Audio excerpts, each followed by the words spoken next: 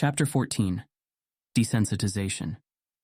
So what if we cut off Blue's finger? Leaf asks as they walk.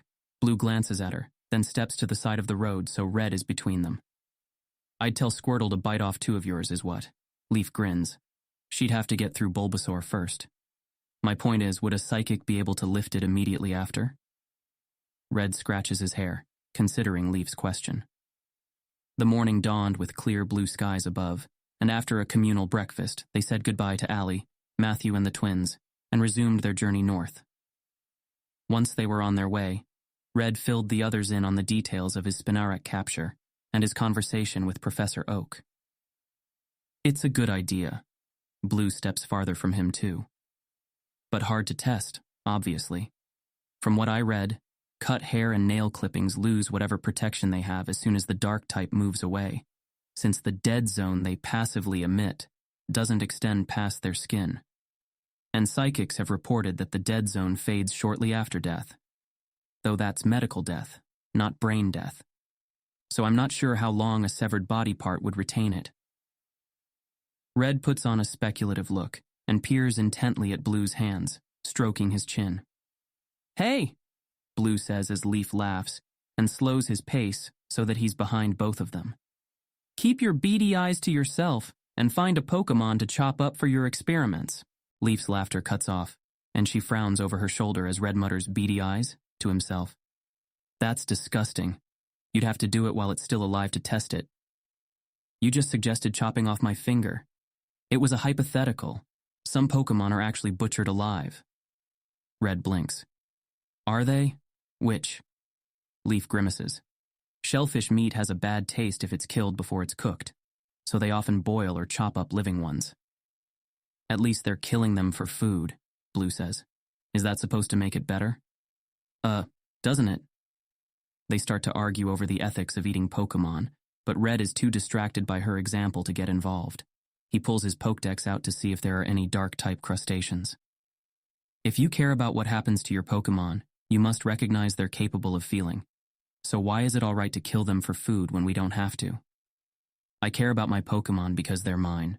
Pokemon get hurt and killed in the wild all the time. So that's an excuse to hurt more of them? It's a fact of nature.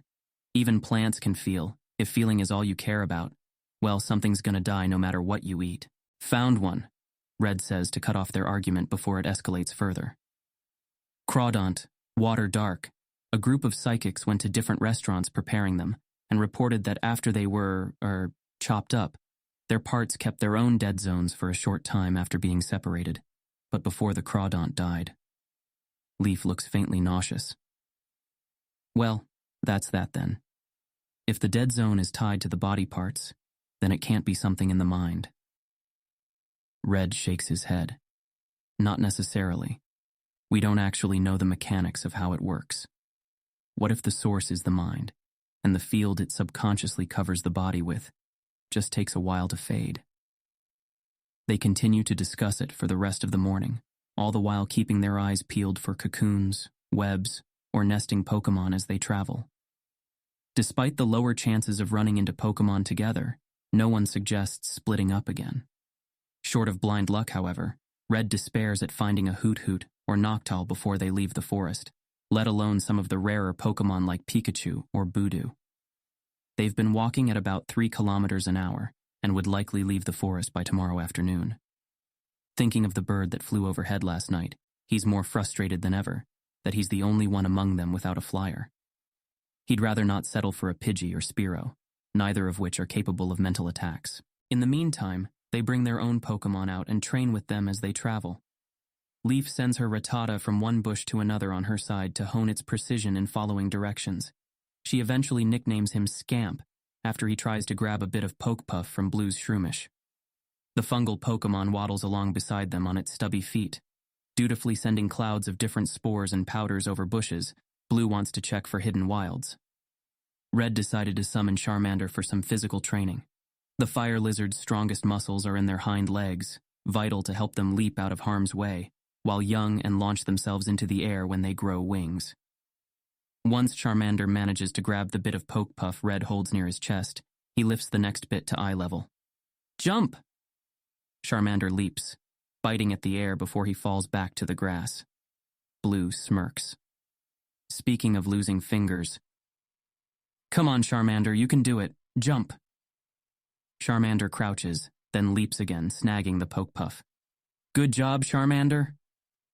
Red tears off another piece and lifts it above his head. Again, jump. His Pokémon tries, again and again, but can't go higher than Red's head.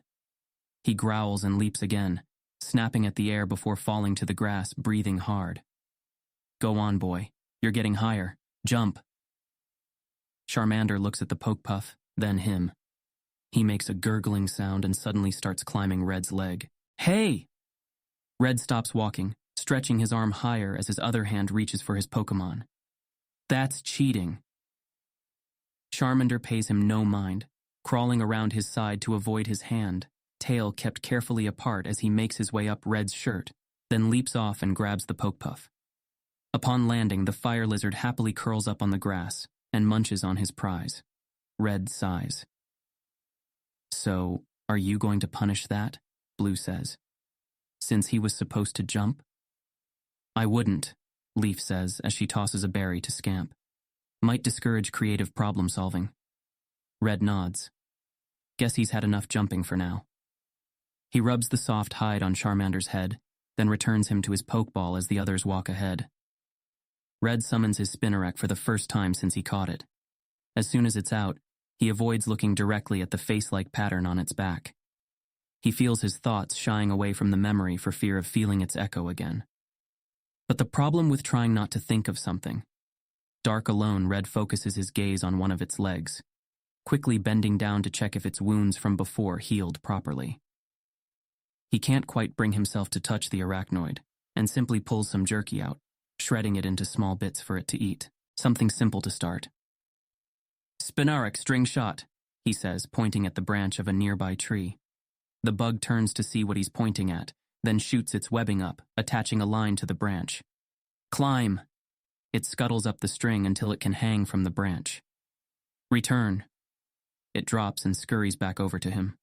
Good job. Red drops the meat strips and suppresses a sudden shudder as its mandibles clack audibly. He's glad bug Pokemon don't react as positively to physical affection, because he can't bring himself to treat it as warmly as his Rattata or Charmander. And that's even putting aside the cold hurts. Red shakes himself, breath catching in his throat.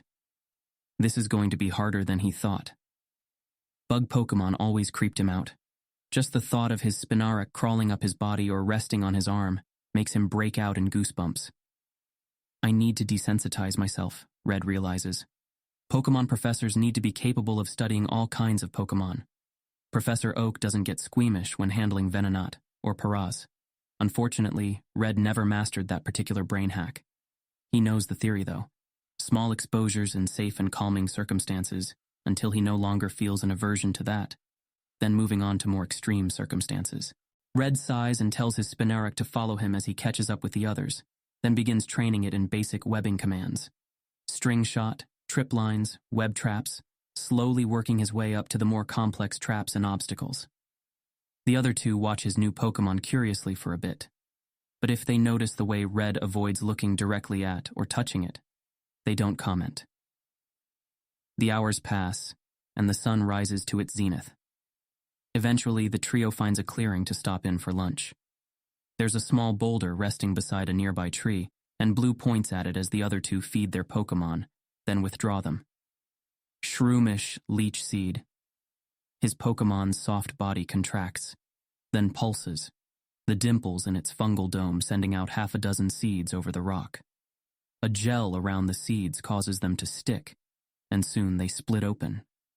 Thin roots snake out to find the minuscule pits and wedges in the stone, and within few seconds a dozen small cracks are heard. Leaf steps closer and kneels to watch, keeping her hands away from the glistening roots as they slowly press into the boulder. But soon, the vines stop growing, and the seeds fall off one by one, the ends of their roots wilting. Blue frowns and sends his Pokemon to eat them. That wasn't particularly impressive. In the vids I've seen, Leech seed can eventually bring down even an onyx. Well, there's a difference between living stone and dead stone. This, Leaf says as she knocks a fist on the boulder, is just rock. It's virtually devoid of nutrients for the roots to absorb, and is much harder for the digestive enzymes of the leech seed's roots to break down, but living stone is basically like really hard chitin. It's still organic. Damn. I wanted to get a sense for how well it would work on Leader Brock's Pokemon. Blue pulls out some berries for his Shroomish once the Pokemon finishes eating the barely grown plants. The leader of your rock gym is named Brock? His name's Takeshi, actually, but he goes by Brock, Red says. Don't any of your leaders use nicknames? She smiles. Yeah, our flying gym leaders is Skyla, so what kind of leader is Brock? Very involved locally, Blue says. The city loves him, which means anyone who wants to be mayor there has to hold his favor. So much for the separation of powers. Red shrugs. The people have spoken. Thankfully, he seems smart and competent, so things in Pewter have been going pretty well. They have a lot of civic pride.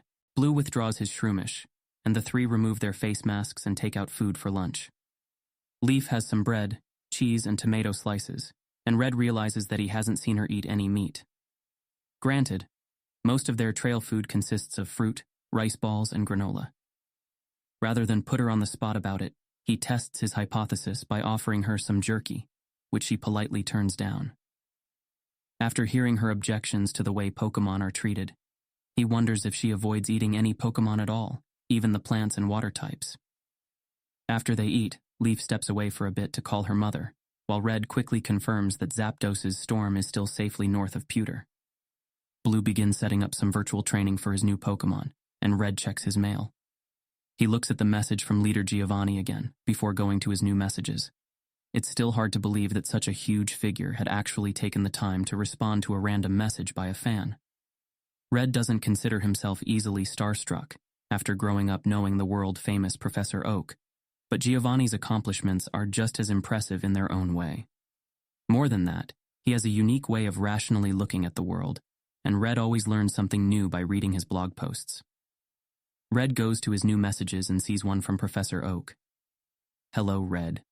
I sent an email to Elite Agatha last night, and she responded to me this morning. Psychic attacks are generally felt as mental, while ghostly attacks are experienced as emotional. This seems like an antiquated conception of the division between the mind and emotions, which is why we call both mental attacks. But she insists the difference is noticeable to those sensitive to such things, however fine the line is to others. I'll ask some others just to verify, but this is Agatha's area of expertise, and if we take what she says as a working hypothesis for now, the description you gave of the attack makes it seem more emotional than mental. Hard to be sure, though. I would make finding out your top priority. Safe travels. Sam Red puts his phone away. Hey, Blue, want to do me a favor? What's up? Blue taps at the Pokédex screen, gaze intent. Would you mind letting my Spinarak use its mental attack on you? Blue's fingers pause, and he lowers his Pokédex a bit to look at Red. Say that again? I'm still not sure if it was a psychic attack or a ghost one, and since you're dark... No. Blue turns back to his Pokédex. I don't mean right now, but after I train it a bit. Sorry, I'll pass on testing out its poison too, or Charmander's fire. Red laughs. Come on, seriously. It won't affect you at all if it's psychic, and you'll barely feel it if not. No shit? I didn't realize. Blue raises the Pokédex a bit higher, leaning back against his bag so his face is hidden behind it. Red's smile fades, brow furrowed. Why not? I just don't feel like it. That's not a reason. Sure it is. Not my concern if you won't take it. A hot flush spreads through Red's chest. What's your problem? An annoying Bidoof who can't take no for an answer. And ignites. I guess it was too much to expect a rational justification from you. Guess so. Leaf rejoins them, looking a bit apprehensive. What's up? Nothing. Blue's just being a self-centered jackass. Blue lowers his Pokédex and sits up with a scowl. You asked me for a favor, but I'm the self-centered one. You refused without even explaining why. Sorry, Professor. Better get used to the fact that you don't always get to know everything. Leaf steps forward, palms out to both of them and looking a bit shocked. Whoa, guys, calm down. Red can't remember standing, but Blue is too, and he cranes his neck to look at him around Leaf. If you're not going to supply a reason for your actions, Red says as blood pounds in his ears, then you can't complain if I come up with my own. I can, if you're calling me selfish for not obeying your every command. Every command? Excuse me for assuming you'd want to help me get my researcher license. Well, excuse me if I don't like being experimented on just because I'm dark. Red's anger hits a wall. What? That's not... Yes, it is. I'm just a test subject to you now, aren't I? Come on, you know me better than that. Besides, you said you were over it. I lied, you idiot. The two of them are breathing hard as that last shout fades away, and as Red tries to think of something to say, Blue makes a sound of disgust and grabs his water bottle before striding away. Wait, Blue. I'm gonna take a leak, Red. Mind if I have some privacy? Red stops following, cheeks hot as he glances at Leaf. She's looking after Blue with a mix of puzzlement and sadness, though, and when she turns to Red, there's a fierce light in her eyes. You. Explain. It was... I just asked him if... hell. Red sighs and sits back down, wanting to simultaneously punch Blue and apologize to him. I asked if he'd mind me testing my Spinnerack's mental attack on him. When I told Blue I knew he was dark last night, he said it doesn't bother him anymore. Did you consider whether he was putting on a brave face? Red rubs his face. Not at all. He's right. I am an idiot. Leaf lowers herself to a crouch, leaning back against a tree. I don't think taking your friend at his word makes you an idiot. It was a mistake. If you did consider it but ignored it, that might be a different story. You don't know Blue the way I do. In retrospect, it's obvious that it would bother him more than he let on, like the fact that he didn't tell me himself after all these years. Leaf has a brow raised. Is it really that big a deal here? There's some prejudice in Unova, but when my mom was our age, it was illegal for them to hold public office, Red says. People said someone with a dark mind could hide any corruption from psychics. Like mind readings reliable enough to detect that anyway, right? It was stupid superstition at the heart of it. Dark Pokemon have pretty much always been seen as evil in Kanto, and a lot of villains in our movies and shows are dark. Things are a bit better now, but you'll still meet some that make a big deal of it. Wow. That kind of explains why he kept it secret though, doesn't it? Red shakes his head, anger returning. Even from me? Talk about lack of trust. Leaf frowns. Red, don't take this the wrong way, but how many other friends do you have besides Blue?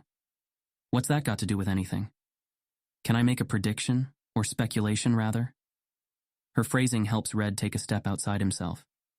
Yeah. Go ahead.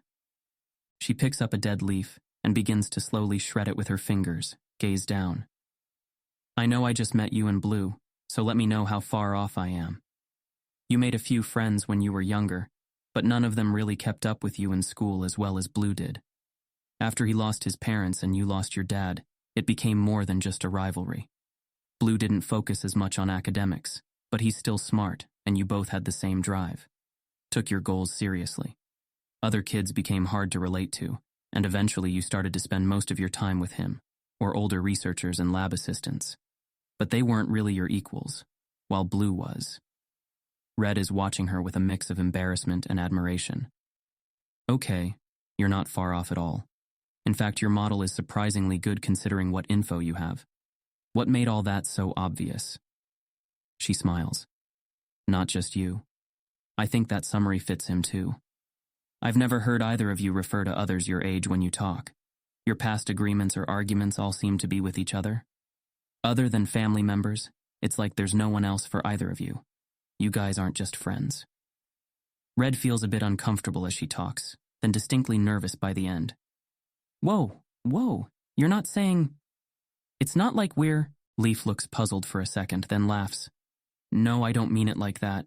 I'm just saying, if you were just close friends, he probably would have told you. But beyond that, you guys act like brothers, and brothers sometimes have a sense of rivalry.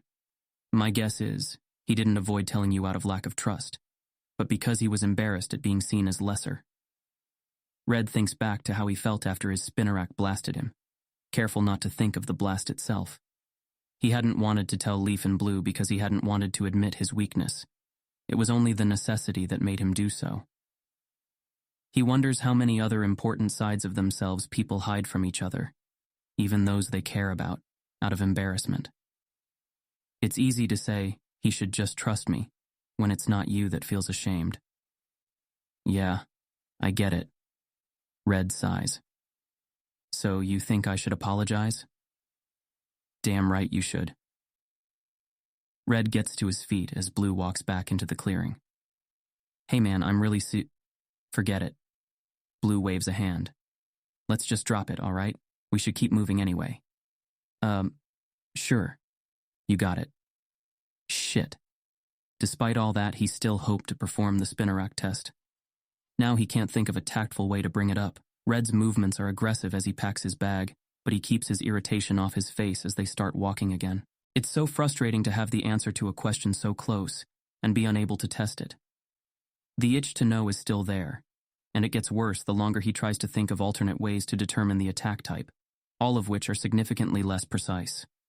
Worst case, he could just wait to find another normal or dark type to test it on, but a Pokemon wouldn't be able to communicate what it had felt. He finds himself getting angry at Blue again for refusing. Maybe he could arrange to accidentally. Red slams the door on that train of thought, a sick feeling in his gut. Even knowing Blue would be immune or resistant to its effects, it's a horrible thing to think of doing to his friend. To anyone, he screams at himself. That's mad scientist thinking. That's the kind of thing that gets people branded as renegades. Red forces himself to take out his notebook and start writing about something, anything else, as they walk. His hands are shaking a bit.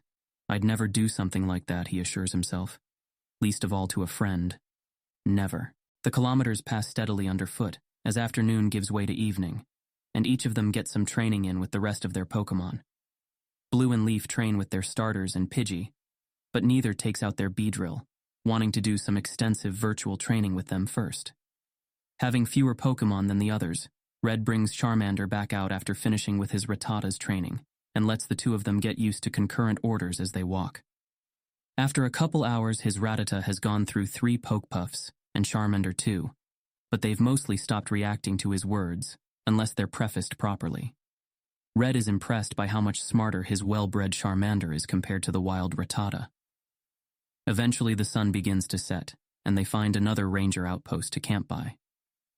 They stop at the outpost itself, a small collection of buildings where they can pick up some free traveling rations and food for their Pokemon, courtesy of their trainer IDs. There's no spare room for uninjured travelers in the buildings themselves, so the 3 set up camp within the wards again, using a trio of hand lamps to light the perimeter, before laying out their bedrolls in a loose triangle. Red calls his mom briefly to assure her he's still all right, then checks CoreNet with some trepidation for any news in the area he might have missed. All seems quiet in the forest, however. They're about 12 kilometers from its northern edge and 15 from Pewter. Zapdos seems to have swung to the west, and Pewter is no longer in a state of high alert. I'll take last watch, Blue says as he finishes eating, then slips into his bedroll and turns to his side before waiting for a response. Okay, Leaf says. Night. Night, Red echoes. Despite saying they'd put the fight behind them, Blue was distant all afternoon. Red isn't sure how long he'll stay upset, but he's willing to wait at least a day before poking at it. Normally, after a big fight, they would keep their distance and cool off for a bit, but that's not really an option here. He turns to Leaf. You tired? She shakes her head. I'll probably stay up for a bit. First one to fall asleep gets second watch. Deal. They lie down and open their Pokedexes. Red looks up efficient ways to set up webbing with Spinnerack, wondering how to make use of it tonight. He could put a bit of Poke Puff in it to draw prey. It would probably work on Caterpie and other bugs, but a Hoot Hoot would free itself within seconds without Spinnerack hanging around nearby to distract or attack it after it's caught. He closes his Pokedex and starts sketching out different web patterns that might better secure a bird Pokemon. He could have 2 sets of vertical lines to the sides of the main web to snare its wings. But what about the talons? It's hard to use a bug Pokemon's skills to try and stop a flying type. They got lucky before with Bulbasaur and the Pidgey, and Bulbasaur was badly hurt all the same. Red frowns, thinking of psychic and ghost and dark interactions again, and begins writing them all out, then categorizing all the Pokemon types. Substance: normal, fire, water, plant, electric, poison, rock, metal, bug, ghost. Descriptive: flying, fighting, ground, dragon, psychic, ice. What you writing? Leaf asks, voice low. Red cranes his neck to look at Leaf and sees her lying with her hands behind her head, staring up at the dark. He turns back to his notebook and reads the lists out loud. Huh, that's an interesting way to divide them. Remember our conversation a couple days ago, when we just set out? Yeah. You think of the types as emergent properties rather than fundamental aspects. For some, yeah, but I'm not sure if I'm right in all of them. Ground being descriptive does seem odd, but why wasn't dark listed?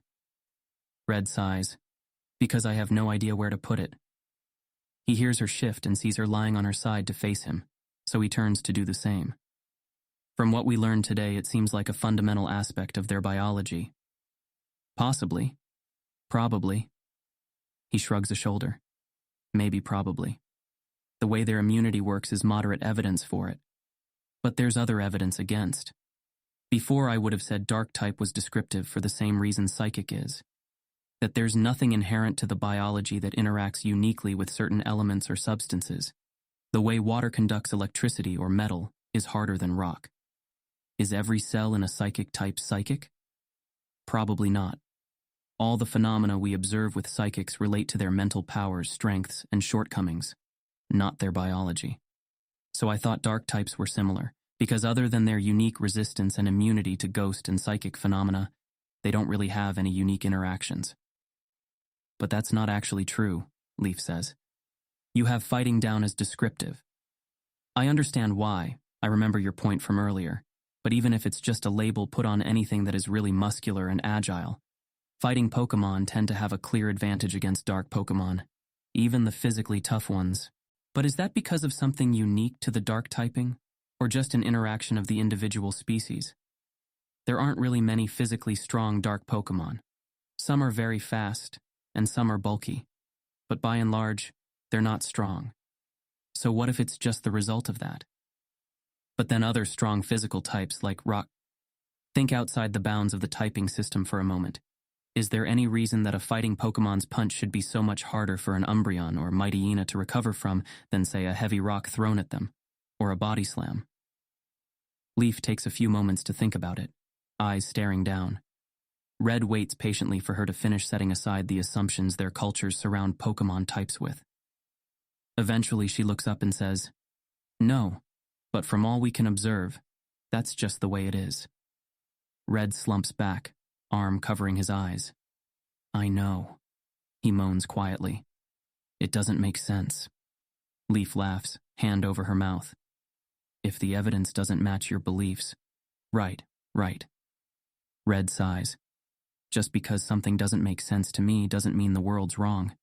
It just means my model of the world is off somewhere. Why do you care about this so much anyway? It seems like the kind of thing a competitive trainer would obsess over." Red feels himself get defensive, then realizes she's asking out of genuine curiosity. After only having Blue to discuss things like this with for so long, he's not really used to that. "Because it confuses me, and things that confuse me are the best warning flags I have to unknown unknowns." Leaf smiles. "Unknown unknowns? You think there are more than 26? Red grimaces, lips twitching up. That was a terrible pun. "Unknown." Red groans and mimes throwing his pencil at her. She ducks her head, then comes up grinning. "So you mean it's the way you realize there's something you don't know that you don't know?" "Right. When we feel confusion, it's the result of some new data that's at odds with our model of how reality is. So either our model is flawed for not being able to account for the new stimulus, or the stimulus is false. Like if Blue wakes up tomorrow and starts reading science journals."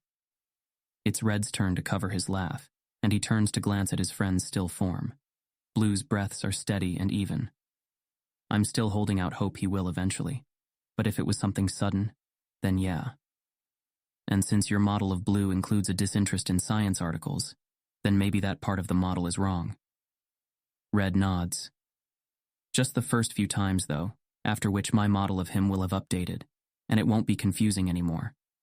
Alternatively, your model of the article might be what was wrong. Your confusion would be from, why is Blue reading something he normally finds boring?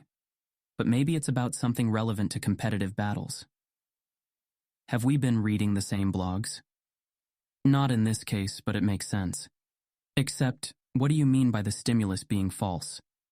Like if it's just an illusion of Blue, or a hallucination? Red smiles. That's a possibility, though a very low one. More likely is that he's just pretending to read an article to irritate me. She raises a brow. Does he do that? Not really. Though when we were younger, he once started carrying around a notebook and randomly scribbling in it every time I did or said something. Leaf buries her laugh in her arms. It's not funny, Red says, indignation fighting his own smile. She nods without looking up, and his smile wins out. Okay, it's a little funny. Anyway, that's why I'm so interested in Pokemon types. They're a major clue to the way the world really works, and the more they don't make sense, the more I wonder whether what we know is really accurate. Leaf is still smiling when she raises her head, but her tone is serious. Have you considered whether we just can't understand it? If it's just something unknowable? Red shrugs. Sure, but what's the use of that kind of thinking? Just throw our hands up and stop trying to figure things out. There may be limits to what our flawed and feeble minds can do, but until there's a sign we've reached it, I don't see the point in being pessimistic. Just checking to make sure. It's at least worth recognizing when you might be on a dead-end path. Yeah. What about you? Doesn't the weirdness of typing interest you at all? Leaf turns to lie on her back again. Sure, but then everything interests me. That's kind of my problem. What do you mean? I was raised by 2 generations of professors. Mom just got her title in lab last year, but she's always been a researcher. Grandpa specialized in Pokemon population distributions when I was a kid, so we traveled all over Unova when I was growing up. Red refrains at the last second from exclaiming over how cool that must have been. Her mood is too melancholy, so instead he just says, "What was that like?" I've lived in Pallet my whole life. It was fun for the most part. I made a lot of different friends, but I had a hard time relating to them and always had to move again soon. I had a lot of cool experiences and opportunities, but never stuck around in one place long enough to really feel like I belonged, or focus seriously on a single project. I'm interested in a lot of different fields of study, but not really an expert in any of them. I'm good at living outdoors. I'm an okay fisher, back when I fished. I'm good with Pokemon, I'm good with numbers. I liked gardening, but wasn't so good at that. I'm okay at programming. I actually enjoyed it a lot, but I only had a few tutors spread out over the years, and there was never much time to really learn it formally, or practice much. Leaf goes quiet after that, and Red keeps the silence waiting. Eventually, she says, I want to find something I'm really great at. I want to be an activist, maybe go into politics, but I'm too young to be taken seriously in most fields other than as a trainer. And I felt like my worldview was too tied to Unova's culture. I wanted a wider perspective, to see how other regions think about Pokemon and human interactions. I had the idea for a book on the legends of different cultures because I like writing, and Grandpa's research on Unova's legends always fascinated me. The way people describe the old stories of Zekrom and Reshiram's battles as a clash between truth and idealism, or how they ascribe meaning and purpose to the forces of nature when they go around causing disasters. Red smiles a bit. Well, you came to the right place if you're looking for parallels to that. Yeah, comparing the different views on your storm trio and our weather trio should be interesting. Speaking of which, are you and Blue really planning on heading into the storm if Zapdos comes? Yeah, Red says after a moment. He doesn't bring up his contingency plans in case Blue might not be fully asleep or wakes up at any moment. It occurs to him that he could send her an email, give her an idea of his plans, and enlist her help. But like we said, we're not going to just rush at Zapdos and try to take it down. We just want to help others for now. Still, you'll need well-trained Pokemon just to handle any wild Pokemon rampaging due to pressure. Do you think 3 Pokemon are enough? No, I don't. We're We're not likely to find new Pokemon training hours while we travel, though. So what's your plan? What makes you think I have one? Leaf smiles. Unless your notebook is full of nothing but doodles, you'd better have something. Red smiles back and pushes himself to his elbows. You know, I actually do, and you might be able to help with it. Red wakes to the feel of a hand shaking his shoulder. There's a second of disorientation. Then he scrambles off his belly and looks up at Leaf, who's smiling. Get something? He mutters, rubbing at his eyes. Caterpie again? Nope. Say hello to your first flyer. Red blinks at her, then pushes himself to his feet and turns to the branches above, where Leaf is shining one of the lamplights. The second web he instructed his Spinarak to weave is still up there, and the Pokepuff he'd climbed up and put there is gone. In its place, Red grins. A Hoot-Hoot hangs tangled in the web, sleeping. Its feathers are covered in the sleep spores Leaf's Bulbasaur had coated the web with. Awesome, Red says, mind coming fully awake as he gets out his Pokeball. When, just now, I heard its wings, then it struggled a bit in the web. I think its beak was full of the Pokepuff, because it didn't make much noise. We should set up another one. Maybe we'll get another. Yeah, let me just... What's going on? We under attack? Red and Leaf turn guiltily to Blue, who's staring blearily up at them. They forgot to keep their voices down. Sorry, Blue. Everything's fine. We caught a Hoot-Hoot. Red turns back and aims his Pokeball, but the web is too far up.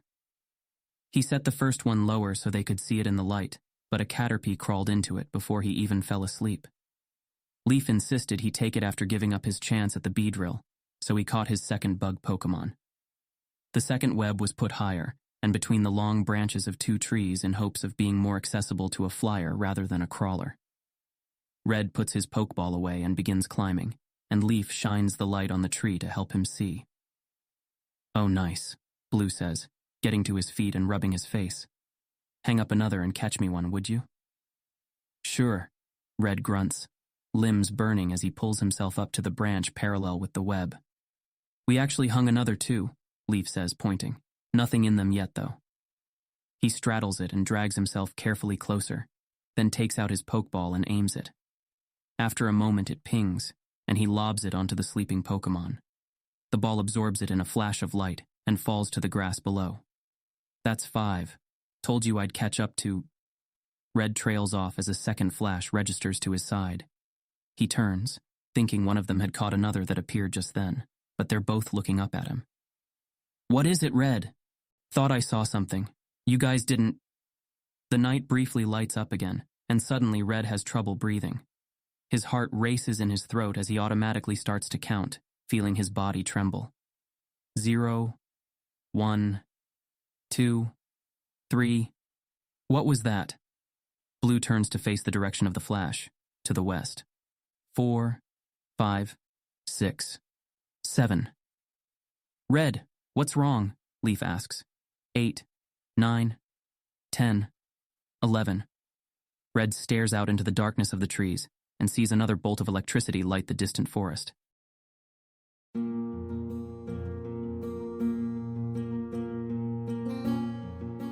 This has been an AI reading of the Pokemon fanfic, Pokemon, The Origin of Species, written by Daystar Eld.